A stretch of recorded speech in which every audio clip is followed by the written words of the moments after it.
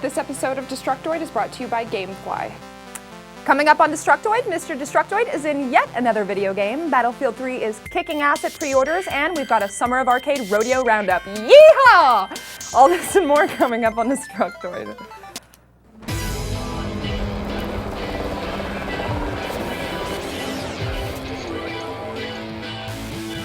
Welcome to Destructoid. I'm Tara Long. And I'm Max Scoville. Go ahead. Yeehaw! Yeah. I'm a real cowboy. You know what? First of all, I didn't write that in the script. Somebody did. Yeah. The yeehaw part. I didn't write it. It wasn't Secondly, I'm from Texas, so I am qualified to make such noises. me. All right. Well, let's get on to the news. Okay. First of all, in some totally shameless, self-promoting, and biased news, Mr. Destructoid, this guy right here, that guy right there, is in another game. Yay. Our honorable robot mascot will be making an appearance in the upcoming Ms Splosion Man table for Zen Studios' Pinball Effects 2 table for the Xbox 360. It's the 10th video game cameo for Mr. D. And we told you about him showing up in Ms Splosion Man last week, but he's also been in Super Meat Boy, Bomberman Live, Dino Run, and Rascals. And considering the site's only been around for 5 years, that's kind of cool. Yeah. Rad. How many, video games has, what the hell is the Kotaku mascot? Exactly. Okay? How many video games has that yeah, K been in? What's up, Kotaku K? Yeah. When you gonna beat a What video now, game, huh? bitch? Sorry. Anyway, that was unprofessional. This will be available later this summer as DLC, and you can put your big, hard, shiny balls in Mr. Destructoid's robot mouth. Zing! Somebody say that? Yeah, I think a few people said that. It's a pinball game. Ding, ding, ding, ding, ding, tilt. All right. Well, I've got some exciting news. Probably not as exciting as that, but if you guys remember way back to the year 2010, you might recall the controversial DRM that Ubisoft implemented in the PC version of Assassin's Creed 2. You know, the one that required a constant internet connection to run the game. Yeah, that kind of sucked. It caused quite an uproar at the time, and for good reason. You know, I'm sure we've all at some point had a place with really shitty internet. You have dabbled in that recently, right, Max? I'm loving my new DSL. Yeah, it's great. So naturally, Ubisoft backed off after a while and eventually scaled it down to only require an internet connection when you launch the game. But guess what? It's making a triumphant return to games now, starting in the upcoming PC version of Driver SF. You're going to need a constant internet connection the whole time. And if it goes out, the game will basically run for a few seconds and then pause until your connection is reestablished. When asked for a reason why they did this, Ubisoft defended themselves by saying, quote, "Bear in mind, though, that the PC version of DRVSF is released simultaneously to consoles." That didn't really answer anyone's question, but thank you anyway, Ubisoft. I think we're just kind of supposed to accept the fact that as consolation for so many of Ubisoft's PC titles getting delayed or released like several months after the console version, this is just what we gotta do now. And I've heard that the PC version come out at the same time as the console version. It's kind of, the reason they don't often do that is for piracy reasons, so maybe that's why they're implementing the DRM. We don't know. Either way, Driver SF got pushed back a week to September 6th, which is also the release date of Dead Island. I don't know if you guys remember. Which will you choose? I'm actually kind of torn there because those both look pretty cool. Yeah, actually. I'm pretty stoked on Driver SF because I I don't have a car, but I live in San Francisco, so I want to drive around San Francisco. I might do a driving tour once I get that and just be like, "Hello everyone, it's my Scoville driving a Camaro." I don't know. Anyway, those high-tech wizards over at DICE have taken time to address an issue that's probably on some people's minds. What's the difference between Battlefield 3 for PC and Battlefield 3 for consoles? The main difference, PC multiplayer will feature 64 players, while Xbox 360 and PS3 will only handle 24. Studio boss Patrick Bach said the following: "The rest is more or less the same. We use the same engine, the same technology, the same animation system, the same lighting system. We try to get more players in, but then you need to scale down all the graphics, scale down all the destructibility. Everything is a compromise. On what do you cut?" He went on to add that if they'd allowed more players on consoles, people would be very upset that it looked worse, played worse, and wasn't as fun as the PC version. Don't worry, Patrick. I'm sure that some people will find something to be upset about somewhere. I mean, it's the internet. Mm-hmm. If we didn't have complaints, where would we put our comment box? Exist? We would. I mean, yeah, right? Like, come on. Come on, guys, let's have some complaints. Give us your best complaints. Not about us. No, God, no. We do our job. We're good. Anyway, I'm personally really curious to see how the game looks running on a PC that isn't some kind of like, $10,000 behemoth graphics tyrant machine powerhouse. Like a machine that your friend has. Because I think that DICE probably use something pretty high tech for their demos. Anyway, in other Battlefield news, EA recently announced that Battlefield 3 has 10 times as many pre-orders as Battlefield Bad Company 2 did. That's big. That's exciting. 10 times anything is a pretty big number. Yeah. I know pre-orders. Yeah, who right. even does those anymore? Really? We announced them, but who actually pre-orders? You get cool stuff like extra thingies. Yeah. Anyway, I know everyone's really stoked to play the game when it comes out in November, but I'm personally just excited to see how it stacks up against Modern Warfare 3 because I'm sure there's going to be some wonderful internet arguing about that. I can't wait to see all the butthurt people complaining on the forums. Online. I'm just gonna predict. I'm gonna predict a YouTube comment. Thumbs up if Battlefield 3 is better than Modern Warfare 3, and then the one below that will be like also the opposite. Boobs. Something about her tits. You gotta add boobs in for good measure on God your YouTube damn it, comments. internet! You're so predictable. Okay, so how about some screenshots for you guys, huh? Capcom just released a whole bunch of them for their upcoming HD remakes of Resident Evil 4 and Resident Evil Code Veronica. We had previously heard that there was a chance these two games might be full retail titles, but apparently that's squashed now. It's been confirmed that they will be available only for Xbox Live games on demand and PlayStation Network in North America and Europe. So screenshots probably aren't all that exciting since, they're from a game that's like 10 years old. But just look at those HD visuals. Wow, truly breathtaking. Expect to see Resident Evil 4 on those platforms on September 20th, followed by Resident Evil Code Veronica X a week later on September 27th.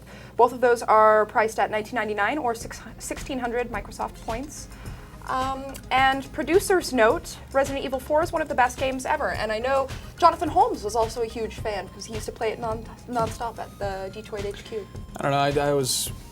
I watched my friend play the first two, and I would get scared, but I liked them. They're fun games to watch other people play. It's like totally entertaining. Do you want to go in the basement? Oh, you have to go in the basement. What's in the basement? There's an alligator in the basement. And then Resident Evil 4 was like, there's a man with a bag on his head, and he's chasing you with a chainsaw. And I don't know what happened in 3, but it really left a lot of questions. 4, it is a popular one in the series. It's a big series.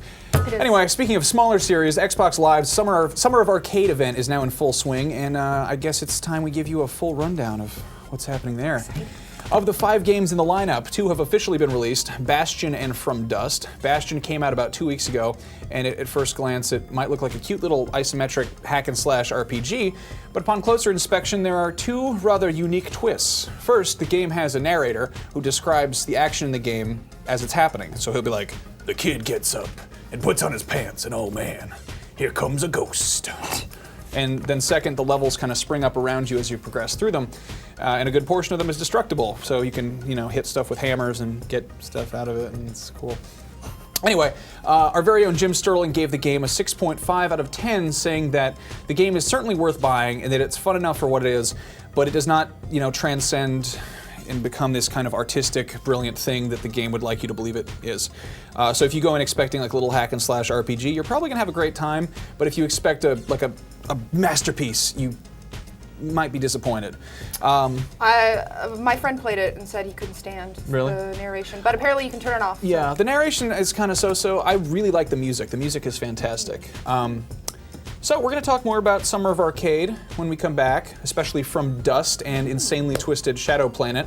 But let's take a quick word from our sponsor. I will do that right now. Thank you, Tara. GameFly is the largest online video game rental service and offers you a choice from over 7,000 new and classic titles across all consoles and handhelds. With plans starting at just $15.95 a month, GameFly members can rent 1 to 4 games at a time and keep them for as long as they like. There are no late fees, no due dates, and shipping is always free. Once you're done playing a game, send it back and GameFly will send you the next available game on your list. If you really, really like the game you're playing, simply click Keep It on the GameFly website and the game is yours at a discounted price. GameFly will even mail you the case and manuals free of charge. Destructoid fans get a special 15-day free trial when they go to gamefly.com/Destructoid and do it, because that supports the show so we can continue to talk about things like Summer of Arcade, which is what I'm going to do right now. If you happen to listen to PodToy, then you probably caught our discussion of From Dust, which I declared earlier this year to be one of my most anticipated games of 2011. It came out yesterday, of course, as the second release of Summer of Arcade, and it's been receiving some generally mixed reviews. Pretty much everyone can agree that the game looks fantastic visually, but there have been a few points of contention with the actual gameplay itself. Specifically, Jim Sterling thinks it's boring. Oh no, he wouldn't. I know, it's shocking. What? He put up his rather incendiary review on DESTRUCTOID.com yesterday where he said that, quote, no matter how many unique and clever scenarios the game creates, it all amounts to the same humdrum activity, slowly sucking up resources from one place and dumping them somewhere else over and over again. And in a way, that is kind of the point of the game. During the 10 or so minute demo that I got to play at E3, they had you picking up sand from one area of the beach and then you place it over a river to create a dam that's somehow supposed to block an oncoming tsunami. So it's all just terraforming, basically, lifting elements up and placing them somewhere else. So while I did have a lot of fun with what I played, I can see that it might get a little bit boring if you're essentially repeating the same action level after level, and we only got one level at our E3 demo. So the inability to do much beyond terraforming, along with the unpredictable nature of the characters, and the general feeling of disconnection between you and the villagers you're supposed to be protecting, is the reason that Jim Sterling gave From Dust a 5.5 out of 10. Now, having said that, it's priced at $15, so even if you get a couple hours of entertainment out of it, that's still cheaper than a movie, and it's probably better than most movies that are in theaters right now. And hey, there's always the free trial, so you can always try it. That's what I like about XBLA. Yeah. I thought you would have liked it, but with all the terraforming. Anyway, God. There's supposed to be a PC version of From Dust that was going to be released simultaneously with the Xbox version, but that has been pushed back to August 17th with no reason given, so you gotta wait another month for that. But hey, in the meantime, you want to talk about the other one that's coming next week? Yes, I do.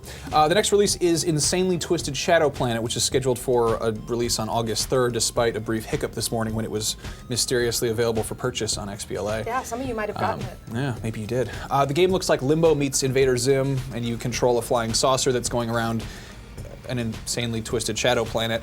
And the gameplay's been described as Metroidvania, kind of combining a mix of exploration, action, and puzzles. I didn't get a chance to play it at E3, but I think maybe 5 or 6 people I talked to were like, that's a game. Keep your eye on that game. Yeah, so everybody was really excited about that. It also won several downloadable game awards as well. I think this might be the one to, if you're holding out for one of them for whatever reason, it's probably one to go for. And hey, if you're a metalhead, it should be noted that some of the game's cinematics feature music by Dimmu Borgir, who's that? Tara doesn't listen to metal. No, thank God. Anyway, the week after that, August 10th, we're going to see the release of Fruit Ninja Kinect. Shh, come on, I know. I know most people aren't really into the Kinect thing, but if you happen to have one, this is definitely a game worth picking up. Yeah, it is. Yeah, we've all seen the Fruit Ninja on iPad and the mobile devices and stuff, but it's that with your whole body, and it's really fun for reasons I'm not really sure about. It's fun because it's brainless. Yeah. You don't have to do anything. It's what Kinect was made for, just moving things and watching how the screen responds. If you hate fruit and you have a big living room, you pretty much need this game. I don't know, I remember seeing Fruit Ninja on iPad, and I was like, iPads are stupid. Then I saw it and I was like, that looks pretty fun though. So this game's pretty fun. I should note that if you're planning on picking up Twisted Pixel's upcoming game, The Gunstringer, also for Kinect, the retail copy is going to come with a free code for Fruit Ninja Kinect. And between those two games and Double Fine's Sesame Street Once Upon a Monster, I actually really want to Kinect. I love how I've heard nothing but adults wanting that game. Yeah. I don't know. I mean, I guess there just aren't any toddlers making their opinions heard on the internet. That's true. Anyway, speaking of Twisted Pixel, if you buy any of the Summer of Arcade games from the Microsoft Store, you get a free copy of their 2009 game, The Maw, which is about a purple thing that eats stuff, and it's great. Unfortunately, this offer is only valid in the US, but that actually just kind of pushed me to want to go buy things on the internet, even though I'm broke. The final release for Summer of Arcade is Toy Soldiers Cold War, the follow-up to last year's Toy Soldiers. The first game was about World War I models, but this one kind of takes the real American hero approach. The game is tower defense, but players can jump in and control individual units. And as someone who grew up playing with stupid missile-launching action figures, this grabs my attention a lot more than World War I biplanes. All of these games are 1,200 Microsoft points, or $15, except for Fruit Ninja, which is 800 points. So Boom. XBLA, Summer of And Arcade. That is Summer of Arcade. Let us know what games you guys have played so far and what you think of them, because I'm curious to know. Yeah. And we'll talk more about this in the future when this stuff comes out. But got any more news for today? I think that's our show. I think we're done. I know, that went so smoothly. I'm All not right. used to it. Hey, Tara, I left a rude note about you right there. What? Good night, guys.